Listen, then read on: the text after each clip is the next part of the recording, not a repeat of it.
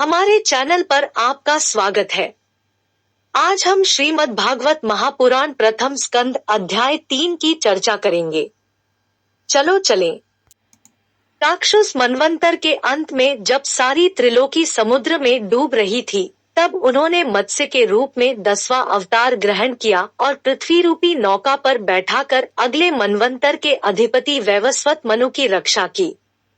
जिस समय देवता और दैत्य समुद्र मंथन कर रहे थे, उस समय 11वां अवतार धारण करके कच्छप रूप से भगवान ने मंदराचल को अपनी पीठ पर धारण किया। 12वीं बार धन्वंतरी के रूप में अमृत लेकर समुद्र से प्रकट हुए और 13वीं बार मोहिनी रूप धारण करके दैत्यों को मोहित करते हुए देवताओं को अमृत पिलाया। 14वें अवतार में उन्होंने नरसिंह रूप धारण किया और अत्यंत बलवान दैत्यराज हिरण्यकशिपु की छाती अपने नखों से अनायास इस प्रकार फाड़ डाली, जैसे चटाई बनाने वाला सींग को चीर डालता है। 15वीं बार वामन का रूप धारण करके भगवान दैत्यराज बलि के यज्ञ में गए। वे चाहते तो थे त्रिलोकी का राज्य, परंतु मांगी उन्होंने केवल 3 पग पृथ्वी।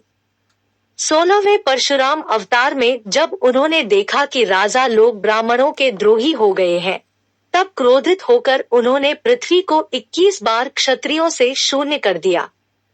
इसके बाद 17वें अवतार में सत्यवती के गर्भ से पराशर जी के द्वारा वे व्यास के रूप में अवतीर्ण हुए। उस समय लोगों की समझ और धारणा शक्ति का देखकर आपने वेदरूप वृक्ष की कई शाखाएं बना दी।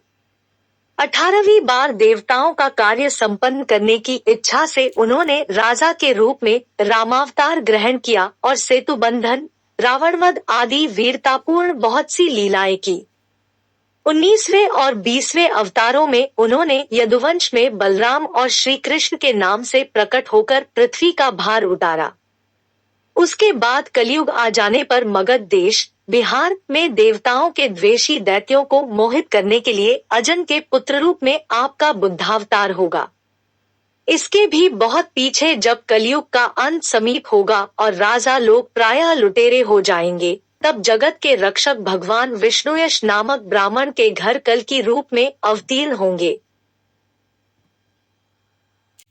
शौनकादि ऋषियों जैसे अगाध सरोवर से हजारों छोटे छोटे नाले निकलते हैं, वैसे ही सत्वनिधि भगवान श्रीहरि के असंख्य अवतार हुआ करते हैं। ऋषि, मनु, देवता, प्रजापति, मनुपुत्र और जितने भी महान शक्तिशाली हैं, वे सबके सब भगवान के ही अंश हैं। ये सब अवतार तो भगवान के अंशावतार अथवा कलावतार है, परंतु भगवान श्री कृष्ण तो स्वयं भगवान अवतारी ही है। जब लोग दैत्यों के अत्याचार से व्याकुल हो उठते हैं, तब युग युग में अनेक रूप धारण करके भगवान उनकी रक्षा करते हैं।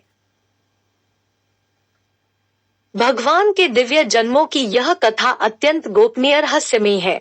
जो मनुष्य एकाग्रचित्त से नियम पूर्वक सायंकाल और प्रातःकाल प्रेम से इसका पाठ करता है, वह सब दुआखों से छूट जाता है। प्राकृत स्वरूप रहित चिन्मय भगवान का जो यह स्थूल जगदाकार रूप है, यह उनकी माया के महत्त्ववादी गुणों से भगवान में ही कल्पित है।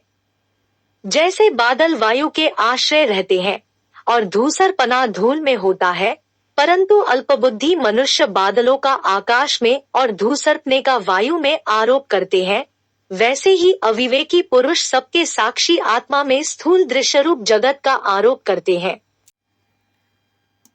इस स्थूल रूप से परे भगवान का एक सूक्ष्म अव्यक्त रूप है, जो न तो स्थूल की तरह आकारादि गुणों वाला है और न देखने सुनने में ही आ सकता है, वही सूक्ष्म शरीर है। आत्मा का आरोप या प्रवेश होने से यही जीव कहलाता है और इसी का बार बार जन्म होता है। उपर्युक्त सूक्ष्म और स्थूल शरीर अविद्या से ही आत्मा में आरोपित है।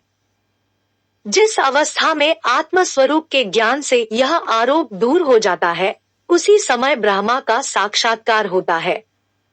तत्वज्ञानी लोग जानते हैं कि जिस समय यह बुद्धिरूपा परमेश्वर की माया निवृत्त हो जाती है, उस समय जीव परमानंदमय हो जाता है और अपनी स्वरूप महिमा में प्रतिष्ठित होता है। वास्तव में जिनके जन्म नहीं है और कर्म भी नहीं है। उन हृदयेश्वर भगवान के अपराकृत जन्म और कर्मों का तत्वज्ञानी लोग इसी प्रकार वर्णन करते हैं, क्योंकि उनके जन्म और कर्म वेदों के अत्यंत गोपनीय रहस्य है। भगवान की लीला अमोघ है। वे लीला से ही इस संसार का सृजन, पालन और सहार करते हैं, किंतु इसमें आसक्त नहीं होते। प्राणियों के अंतःकरण में छिपे रहकर ज्ञानेंद्रिय और मन के नियंता के रूप में उनके विषयों को ग्रहण भी करते हैं, परंतु उनसे अलग रहते हैं। वे परम स्वतंत्र हैं, ये विषय कभी उन्हें लिप्त नहीं कर सकते।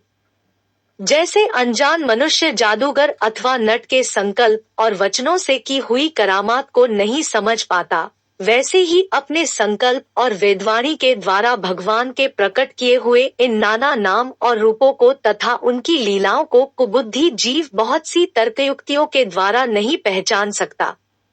चक्रपाणि भगवान की शक्ति और पराक्रम अनंत है, उनकी कोई था नहीं पा सकता। वे सारे जगत के निर्माता होने पर भी उससे सर्वथा परे हैं। उनके स्वरूप को अथवा उनकी लीला के रहस्य को वही जान सकता है, जो नित्य निरंतर निष्कपट भाव से उनके चरण कमलों की दिव्य गंध का सेवन करता है, सेवा भाव से उनके चरणों का चिंतन करता रहता है। शौनकादि ऋषियों, आप लोग बड़े ही सौभाग्यशाली तथा धन्य हैं, जो इस जीवन में और विघ्न बाधाओं से भरे इस संसार में समस्त लोकों के स्वामी भगवान श्री कृष्ण से वह सर्वात्मक आत्मभाव, वह अनिर्वचनीय अनन्य प्रेम करते हैं, जिससे फिर इस जन्ममरण रूप संसार के भयंकर चक्र में नहीं पड़ना होता। भगवान वेदव्यास ने यह वेदों के समान भगवत चरित्र से परिपूर्ण भागवत नाम का पुराण बनाया है। उन्होंने इस श्लाघनीय, कल्याणकारी और महान पुराण को लोगों के परम कल्याण के लिए अपने आत्मज्ञान शिरोमणि पुत्र को ग्रहण कराया।